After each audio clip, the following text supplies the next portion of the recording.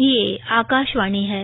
कार्यक्रम सुर्खियों में प्रस्तुत है कोरोना वायरस संक्रमण पर स्वास्थ्य विशेषज्ञ डॉक्टर तन्मय तालुकदार से आकाशवाणी संवाददाता आनंद श्रीवास्तव की बातचीत। डॉक्टर तन्मय, गृह मंत्रालय ने अनलॉक 4 के लिए दिशा निर्देश जारी कर दिए हैं। पहले से जो चीजें खुली हुई थी उसके साथ साथ और भी बहुत सारी चीजों में रियायत दी गई है। दिल्ली में मेट्रो सेवा की भी शुरुआत होने वाली है। बहुत सारी गतिविधियां 100 लोगों के साथ शुरू करने के लिए कहा गया है। दिशा निर्देशों का पालन करना जरूरी होगा। क्या लगता है कि देशवासियों के लिए ये अब परीक्षा की सबसे बड़ा पड़ाव आ गया है? जी, अनलॉक होना तो स्वाभाविक ही है। धीरे धीरे हमें अपने जीवन को वापस लाना है, परंतु ये जो न्यू नॉर्मल हम लोग कहते हैं उसको हमें बिल्कुल भूलना नहीं है और 3 मंत्र जिसका हमें पालन करना है। दूरी बनाए रखनी है, जबरदस्ती बाहर जाना नहीं है, मुंह पे मास्क लगाना है हमेशा और उचित तरीके से लगाना है और हाथ को साफ रखना है। उसके भी तरीके हम लोग सब बार बार बता चुके। तो ये समय आ गया कि हम लोग लॉकडाउन के नियमों का पालन करें और अब जो भी हमारे गंतव्य स्थल है वहां जाएं, अपने कार्य करते रहें। अब जैसे कार्य के भी दिशा निर्देश है कि कैसे वर्क करना है, स्टेगर्ड वर्किंग आवर्स होने चाहिए, उसी निर्देश का पार्ट है। आप जिस गाइडलाइन की बात कर रहे हैं उसमें एक जगह अच्छे से ये बताया गया है कि कैसे वर्क प्लेस में हमें मॉडिफिकेशंस करनी है। ज्यादा भीड़ भाड़ ना हो, जो सतह बार बार छुए जाए उसकी लगातार सफाई हो, अगर बीमार हैं तो बिल्कुल दफ्तर ना आए, ये सारी चीजों का ध्यान रखना है। जहां तक संभव हो घर बैठे अगर कार्य हो सके, वर्क फ्रॉम होम भी है। डॉक्टर तन्मय, एक नए शोध से ये जानकारी पता चल रही है कि जिन कमरों में अगर खिड़कियां नहीं हैं या फिर दरवाजे खिड़कियां लंबे समय तक बंद रहते हैं वहां कोरोना संक्रमण तेजी से फैल सकता है।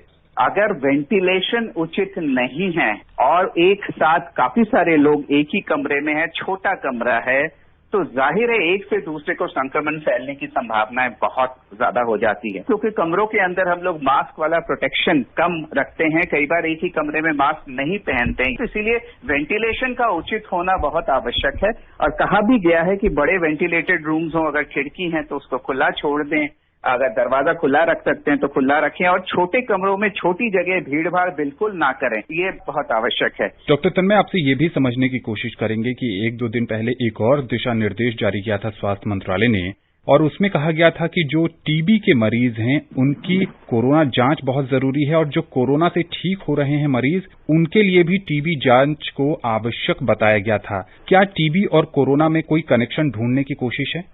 भारत में विश्व के करीब 25% टीबी मरीज रहते हैं और टीबी की तादाद यहाँ काफी बड़ी है। और एक समानता जो कोरोना और टीबी में है वो बुखार और खांसी, वो दोनों में ही कॉमन है, समान है। बस फर्क ये है कि टीबी में कुछ समय लेके होता है। परंतु आप देखेंगे कि कोरोना में कोमॉर्बिडिटीज जिनको साथ में दूसरी बीमारी है, वहां पे एक तो बीमारी ज्यादा होती है, दूसरा कॉम्प्लिकेशन ज्यादा होते हैं, मृत्यु का कारण भी ज्यादा होता है। तो इसीलिए ये जो बात की गई है वो है बाई डायरेक्शनल टेस्टिंग की। हर वो मरीज जो टीबी का है, जिसपे टीबी का शक हो रहा है या टीबी की दवाई ले रहा है, ऐसे मरीज की कोरोना जांच होना आवश्यक है।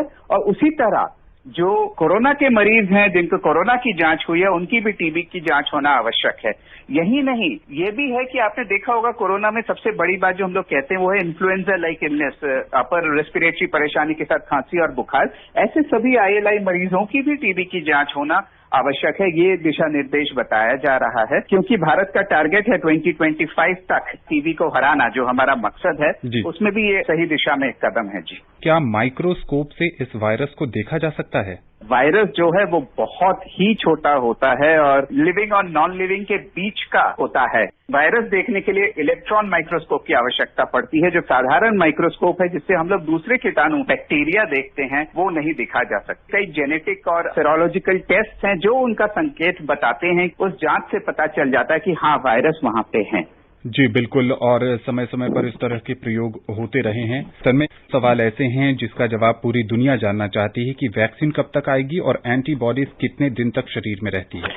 वैक्सीन पर निगाहें सबकी लगी हुई है और 3 वैक्सीन के ट्रायल्स हिंदुस्तान में हो रहे हैं। 2 तो हमारे देश के ही बने हुए हैं। एक ICMR के साथ नेशनल इंस्टीट्यूट ऑफ वायरोलॉजी मिलकर बना रही है, दूसरा वैक्सीन एक निजी कंपनी बना रही है और तीसरा सीरम इंस्टीट्यूट ऑफ इंडिया के साथ मिलकर बन रहा है। परंतु एक चीज हमें समझना होगा कि वैक्सीन बनने का जो तरीका है वो पहले तो सालों लग जाते थे, लेकिन अब उसे फास्ट ट्रैक किया जा रहा है। फिर भी जो इंसान के शरीर में जो प्रयोग होते हैं उसमें सबसे जरूरी है ये देखना कि किसी को नुकसान ना हो उस वैक्सीन का। दूसरा ये देखना कि उस वैक्सीन से हमारे जो शरीर है वो इम्यूनिटी बना भी पा रही है, इम्यून रिस्पॉन्स आ रहा है कि नहीं, और तीसरा कि वो कितना कारगर है ये इम्यून रिस्पॉन्स। तो ये सब करने में थोड़ा समय लग जाता है। तो इसके लिए उम्मीद करते हैं कि इस साल के आखिर तक कहीं ना कहीं से एक अच्छी खबर जरूर आ जाएगी। सामाजिक वैक्सीन तो हमारे पास पहले से ही है, दूरी बनाए रखना और मास्क पहने रखना, वो भी एक तरह की वैक्सीन ही कहूंगा मैं। एंटीबॉडीज कितने दिन तक शरीर में रहती है? बीमारी से लड़ने के लिए एक तो हम एंटीबॉडी बनाते हैं,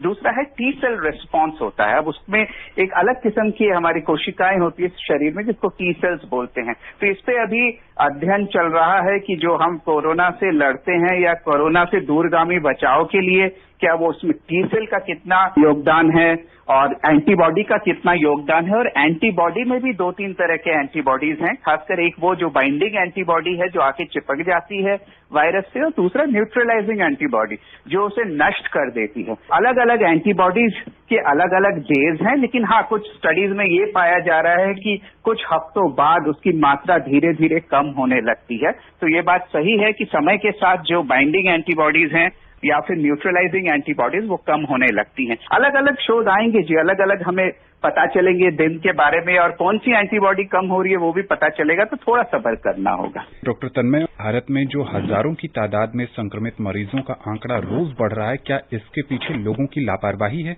नंबर जाहिर है हमारे बढ़ रहे हैं और उसमें कोई दो राय नहीं है, परंतु कुछ अच्छी चीजें भी हैं। हमारी केस फर्टालिटी रेट दुनिया के सबसे कम फर्टालिटी रेट में है, और यही नहीं समय के साथ वो और भी कम हो रही है। जैसे इस वक्त केस फर्टालिटी रेट 1.8% के आसपास है। बिल्कुल। जो पॉजिटिविटी रेट है, आप ये गौर करें कि समय के साथ हमारी जांच बहुत बढ़ गई है। 9 से 10 लाख तक अब के बीच में रोज जांचें हो रही हैं, और जाहिर है ज्यादा जांचों में टेस्ट में ज्यादा पॉजिटिव पाया जाएगा, लेकिन पॉजिटिविटी रेट कि उसमें कितने लोग पॉजिटिव पाए जा रहे हैं, हर 100 में से कितने पॉजिटिव पाए जा रहे हैं, वो भी धीरे धीरे गिर रहा है और अभी 7.9% है। जहां तक बढ़ने के कारण मुख्य क्या है, और वो तो हम लोग सब बात कर चुके हैं, थोड़ी सी लापरवाही। समय आ गया है कि अब इस लापरवाही को खत्म करें।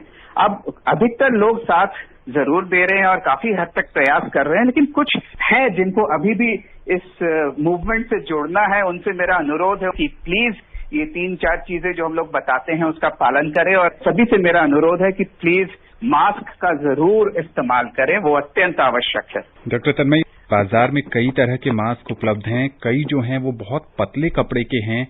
ऐसे में किन बातों का ध्यान रखा जाए जब मास्क खरीदने जाएं तो?